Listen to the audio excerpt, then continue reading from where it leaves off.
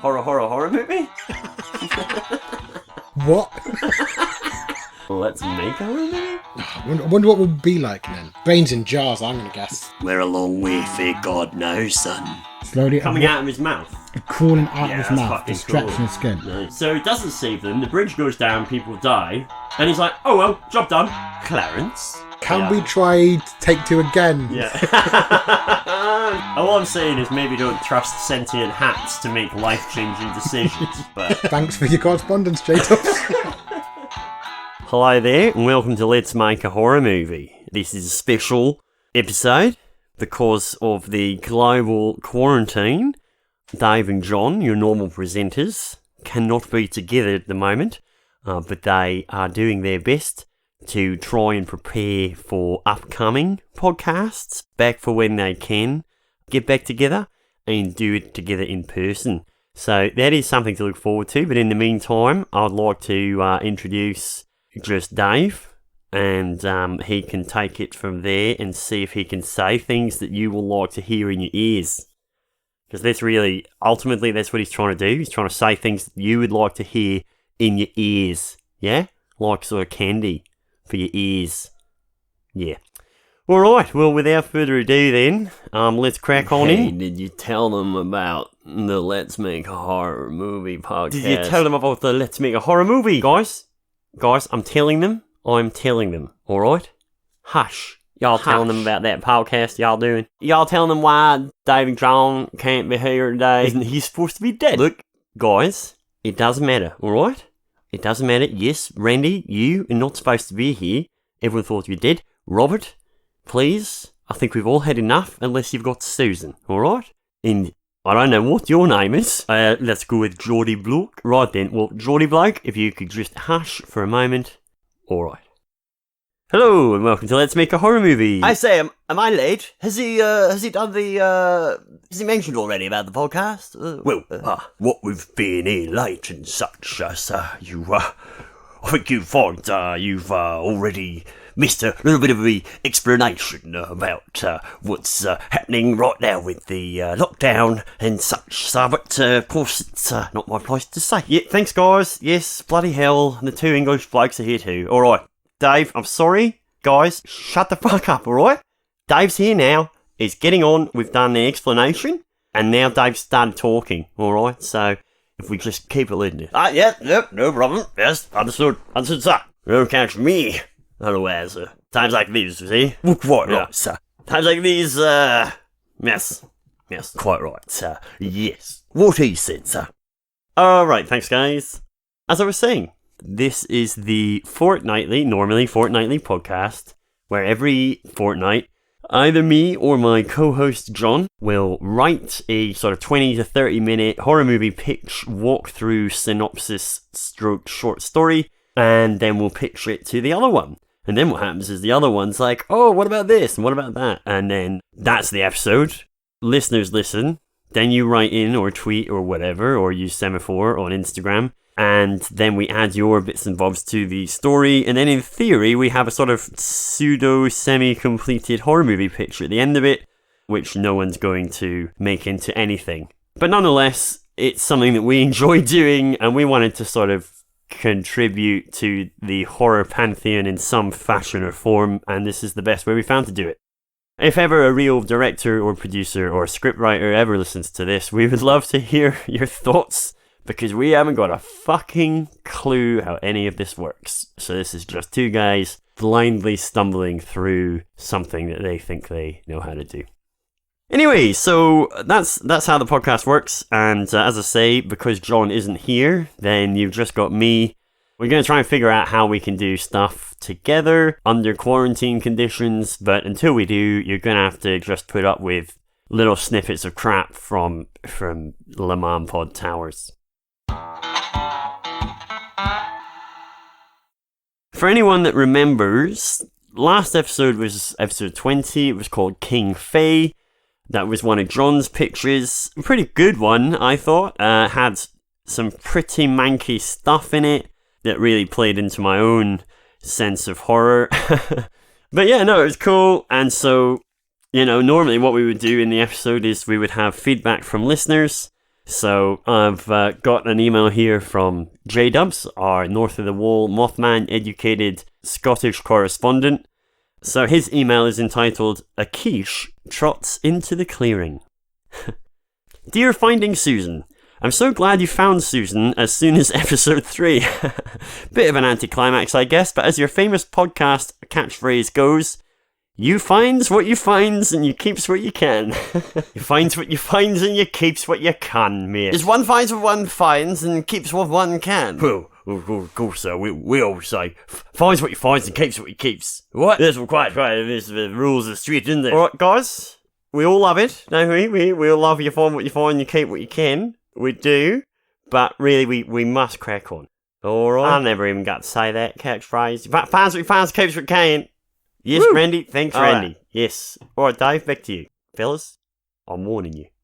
Thanks, yes. As I was saying. Oh, are we doing Finding Susan? Are we doing Finding Susan? I do love that No, we ain't podcast. doing that one, man. We've This been is Let's through Make a this. Horror Movie. We've been through this, alright? This is Let's Make a Horror Movie. As I was saying. So, amazing to think she was at home the whole time and just had her phone off. Classic. Peace and love, J-Dubs. P.S. Please can you pass on the following to LMAHM? So I think this is in reference to last episode. I went off on an absurd tangent and said that John and I run a school where we teach people how to stare at famous people, and it was called St. Eustace and the Chips.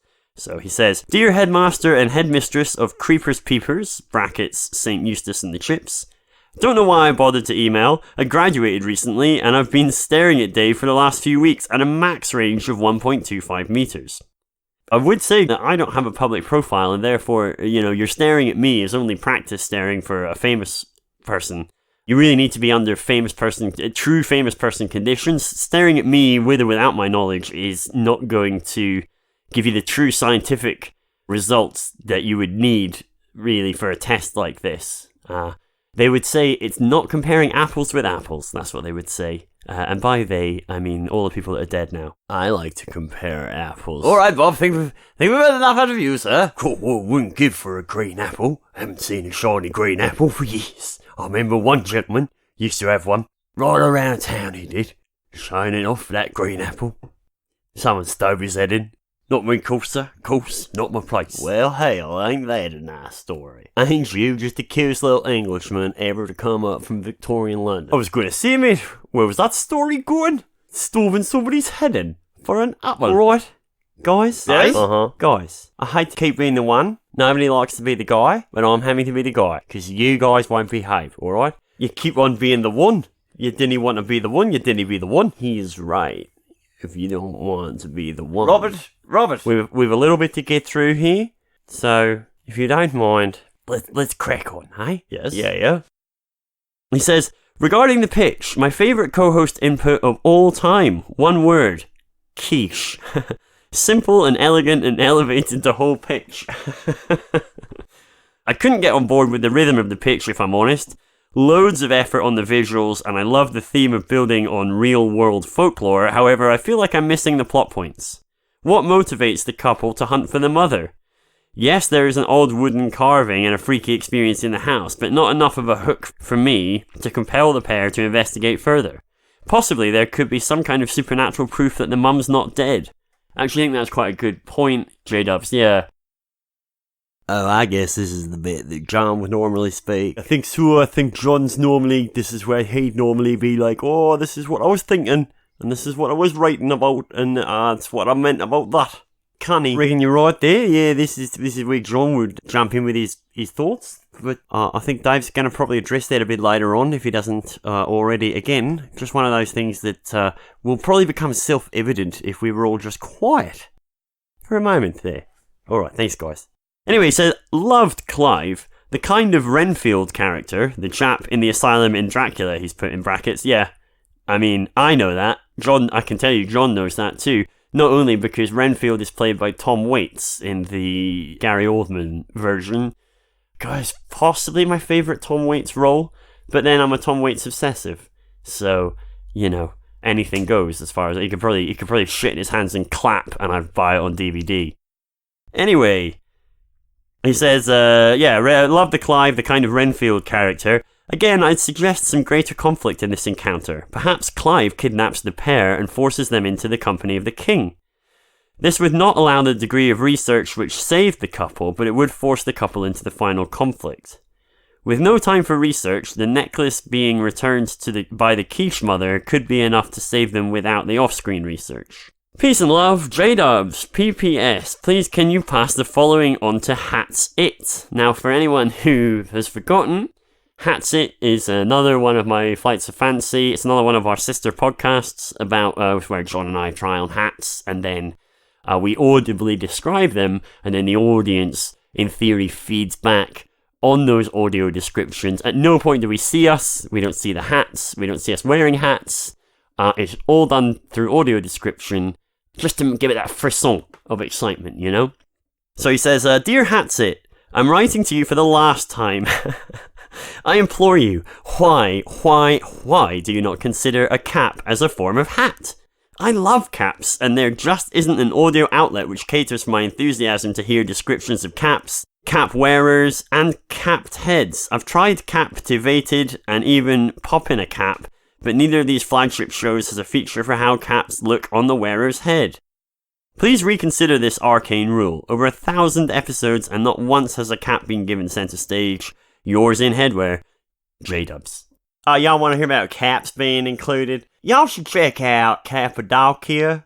Why, there's also Capricious. Y'all listen to Capricious podcast that's almost solely about caps. Well, I must say, Randy, I know the finest haberdashers on Savile Row, and they would not consider the excuse me for saying so, American cap to be a hat. Well, rightly so, but of course, we wouldn't have caps where I was from. Wouldn't have caps there.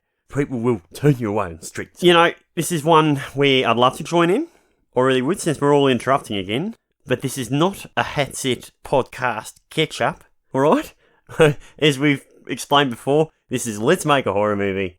So you, and you, shut your mouth. I never even said note. You haven't caught me saying nothing.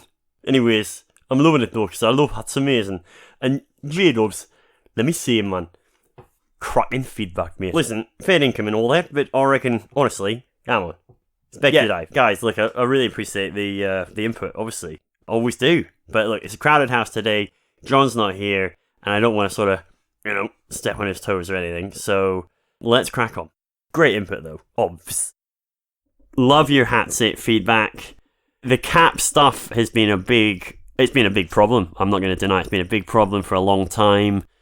There's a lot of strikes about that. People wouldn't cross the hat picket line, or cap picket line, or hat cap picket line. And, look, a lot of people died. A lot of people are no longer the same. But if there's one thing I have learned is that you basically just, it's best not to touch the caps issue. Just don't touch it, because you could end up in caps lock. And then that's just a whole world of pain. Oh dear, Dave. That is poor, man. Nah, that's a little shite, mate. You can't go around making puns like that. There's no one here for you to pun off. You gotta say, mate, even for me, and I'm on your side, I've been on your side this whole time. I've gotta say, for me, that was verging. You know? That was a toe over the line. That's all I'm saying, mate. Guys, yeah, hands up, fair enough. Bad pun. But in fairness, I make a lot of puns. Normally I put a sort of John laugh track on there, to be fair. Now, Dave, the trick is not to give away the secrets. Bobby, right, someone coming to take him away. I'll take him with me. You're supposed to be dead, mate. Anyway, that is pretty much the sum total of J-Dubs' feedback. That's Act 1, that's feedback on last episode's pitch. So what else to do? So I can't do anything really without John here to go on my flights of fancy. He could have done something if he wanted. Well, I found outside on my way in, he had some notes. I believe they're pertaining to some reads he was going to suggest reading in the quarantine period. One only needs King James Bible in times like this. King James see through, sir. Or guys, pipe down. Yes, it looks like he was going to recommend a few books for the quarantine period, but he's not going to anymore because he looked at that and he obviously thought, who gives a shit, right? Which is fair enough. What if some people were like, I'm down to read, I'm down to clown with reading, and I've no idea what to do. What if it just recommends one book? Yeah, Randy, it's a good question, actually. Thanks for asking. I'm looking for something to read. I have a lot of time in prison for reading. I would appreciate a book. Randy, do you remember that book I was telling you? Sure, I remember. Y'all want to go and find yourself The Star's My Destination by Alfred Bester, Bester. Dave gave me this book a while back. Takes me a while to read it, but I would say this. I'd say it's a bona fide sci-fi classic. It's a short novel, fast-paced, but damn, it's dark too. Y'all gonna love that. It's a classic, mate. It's dark, it's got some dark stuff in it. It's got a little bit of violence too, but it's fucking canny. It's mint, mate. Thanks, guys. That's your one book recommendation then. So enjoy that. If you've got any other ideas or feedback for episode 20, King Fae, do send them in. If you've got any thoughts on J-Dubs' feedback or anything to add to that or any of our sister podcasts. Oh, do you know what? 2 things. I should announce that, firstly, we have remastered our first 10 episodes. So our first 10 episodes were all a bit, funny in terms of how long they lasted, the sound quality, the actual editing in themselves, and so on. All the episodes are down to basically an hour or under. They're all as remastered as they can be audio-wise. There's a couple where the audio isn't amazing. So episode 5, the audio isn't amazing, but the content is good. I think there's maybe another episode somewhere in there that has audio that isn't fantastic. But again, they've all been tidied up. And if you listen to them on Castbox, all the timestamps are links. So, if you wanted to go back and listen to the early episodes, you can skip straight to the second act, the third act, the fourth act, or whatever, just by the click of a button. You don't have to fuss around with the timeline. So do that. And if you do that, please review us on Castbox as well. But the other reason I mentioned that is that you can obviously tell any and all of your friends that you think might enjoy the other episodes. So not this one, but the actual episodes. Please do tell them. And you can just say, go and listen. They get better. But, we now no longer have to feel slightly ashamed at the quality of the first 10. They're much improved, and they're almost as good as the second 10, just not quite as funny. Obviously, that's subjective to me. So if you haven't heard the early eps, or the early stories, and you're wondering, where do all the in-jokes about Clive come from? That comes from episode 1.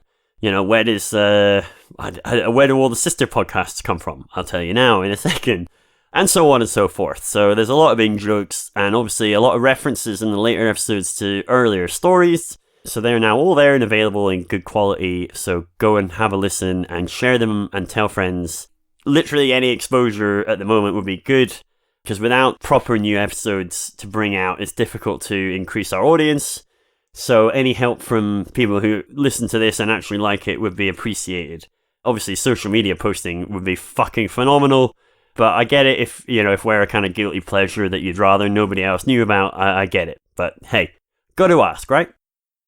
Oh yeah, so sister podcast episodes, for those who are interested, as of episode 20, here are all the other podcasts that we supposedly do.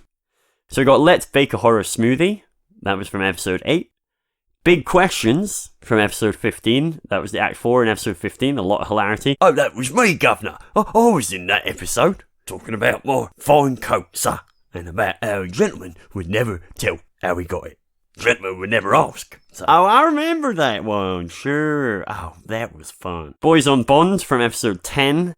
Again, Act 4 in episode 10. Soaking the Boards, Act 4 in episode 16. Soaking the Boards? That's the one you presented, isn't it, Randy? Well, that's right. I present Soaking the Boards, a new episode out every week. You want to look that one up, but, ain't for the faint-hearted. I remember that episode had a weird guy introducing it, didn't it? Had quite a peculiar accent, I seem to recall. Not like any of us, that's for sure. Finding Susan, which was last episode, 20. I remember Finding Susan. Yes, I'm sure you do, Robert, and that's the problem, isn't it? However, can't complain. Dave and John have a hit true crime podcast, so... Well, many argue that maybe that's how it was supposed to be all along. Yes, Quiet, Robert. But you killed them all, didn't you, of course? And we all know that. We heard it. Alright? So anyway, moving on. Somebody gonna take Robert away yet? You heard him, mate. Somebody's called the boys in blue, alright? He'll be gone. Only possibly to return next week, depending on audience feedback, but most likely he's gone. Proverbs with Dave and John, which was episode 18. Oh, episode 18. Yeah, sure, I remember that one. I must say, I do like a good proverb, sir. And Hat's Amazing, which was also last episode. Quick note, Dave, it's not Hat's Amazing, it's Hat's Itch. Hat's Amazing is the sort of happy section at the end of the show where we talk about, the fun things that we've enjoyed that week. Balloons, for example, or small dogs with short fur pressed against the face, Sort of to and fro, very soft. I'm forgetting myself, though, of course. I think that's them all, but if anyone remembers any different, write in. And if anyone would be interested in hearing a snippet of any of those podcasts, then let me know, and I'll see if I can dig one out, and maybe we'll do a few episodes where we are just, playing snippets of our other podcasts. Anyway, that's me. So I'm gonna try and concoct something remotely with 3DK, and we will try and follow up. But in the meantime, I hope this tiny-sode, I'm not gonna call it a mini-sode because everyone calls theirs mini-sodes. This is a tiny-sode. If you like this tiny-sode, I'm happy. Great. If you didn't, I'm sorry, but thanks for listening. It's all I've got the ability to do right now. You want another thing, mate? I was going to say, you keep calling it a tiny side because it's not a mini side, but actually it's not a tiny side or a mini side. It's a Memento Morisode. Alright, so I don't want you to look foolish when it comes out and it says Memento Morisode and you've gone around saying it's a tiny sode, not a mini sode. It's a fucking sode, alright? I like soda. Nobody wants to hear from you anymore, Robert. Write in, do get in touch, email us in with anything you want to say. If you've got any ideas for how we can do tiny sodes and what you'd like to hear in them, Memento Morisode. Email us at letsmakeahorrormovie@gmail.com or tweet us at LMAHMpod, LMAHMpod on Twitter or Instagram at Let's Make a Horror Movie. And if you want, you could go on to Apple or podchaser.com or any other place and review us. Really would help at the moment. Up to you guys. We're going to keep doing it anyway, so it'd be kind of cool if more people came along and had a listen. I'll make you a tea. Well, I guess I should say on behalf of everybody else here, have a canny week and take care. Take care of yourselves, guys. See you next time. I'll be watching you all. Of course. I will see you next time. I'm going back to the other side. Stay safe, everybody. Let's make an audio sketch of a horror movie idea. Yeah, it doesn't have quite the same ring as Let's Make a Horror Movie. I'll speak to you again soon. Take care, stay safe, live long and prosper.